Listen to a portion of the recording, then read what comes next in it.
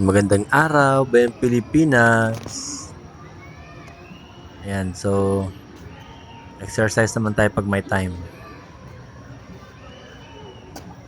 At ito, binibigyan ko nga talaga ng oras yung physical activities ko para syempre kailangan natin alagaan ating kalusugan para hindi rin maapektuhan yung hanap buhay natin kapag healthy tayo. So, lagi nating panatilihin na healthy ang ating katawan para makapaghanap buhay din tayo ng maayos. So, ayan. Kung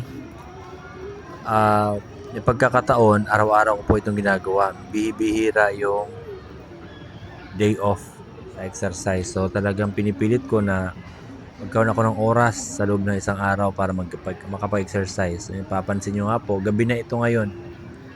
Pero kahit gabi, ay nabibigyan ko pa rin ng oras talaga yung exercise kasi alam naman nating lahat na ang exercise or yung pagpapawis ay napakabuti sa ating kalusugan. So, ayan, para malayo rin tayo sa mga sakit at syempre mapanatili nating malakas ang ating katawan kapag araw-araw tayo nag-exercise at pinapawisan. Ayan, so hindi lang ang healthy living ay composed yan ng maraming aspeto. So, hindi lang mental health, hindi lang emotional health, hindi lang diet, pati physical health ay kasama sa pagiging malusog. So, hindi lang pag-iisip ang kailangan malusog. Importante na malusog yung ating pangatawan at ayan, mag-exercise tayo. Panatilihin natin na gumagalaw or meron tayong mga activities na talagang pinapawisan. Ibigyan natin ng panahon, ng oras, ang ating mga sarili na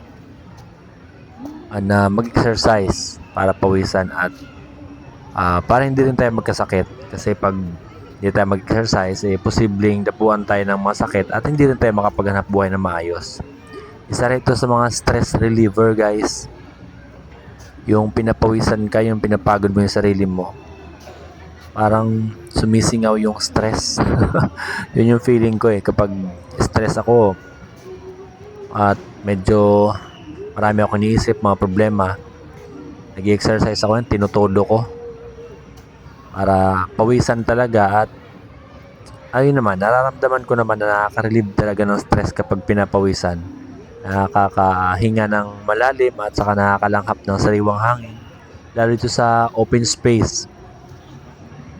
Ayan, open space ito so makakasingot ka ng sariwang hangin kasi may mga puno dito at maramdaman mo talaga na na lumalakas talaga yung katawan mo pag palagi ka nag-exercise. So ayan, maganda talaga yung nag-exercise tayo palagi kung kaya araw-araw.